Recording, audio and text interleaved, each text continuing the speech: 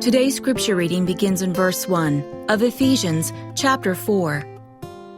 Therefore I, the prisoner of the Lord, urge you to walk in a manner worthy of the calling with which you have been called, with all humility and gentleness, with patience, bearing with one another in love, being diligent to keep the unity of the Spirit in the bond of peace.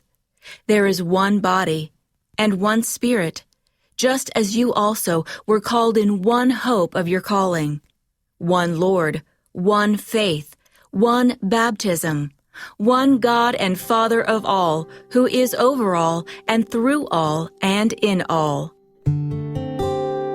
God created humanity with a need for companionship with Himself and one another.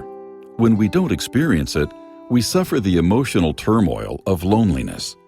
But in His Word, God assures us of His constant presence.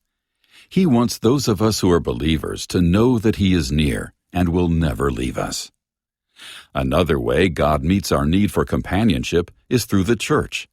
When we trust in Jesus Christ as our Savior, we become one, not only with Him, but also with every other believer. The church is called the body of Christ, and one of its purposes is to meet our need for person-to-person connection. A spiritual body works much like a human one.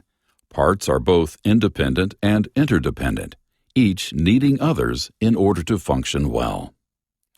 Receiving support from our brothers and sisters in Christ contributes to our spiritual and emotional health. In his letter to the Ephesian church, Paul emphasizes Christ-like character qualities that make this possible: humility, gentleness, patience, tolerance, and love. He also admonishes believers to accept one another and bear each other's burdens. If you're feeling lonely, draw near to God, and when possible, to His people, to receive the comfort He gladly supplies.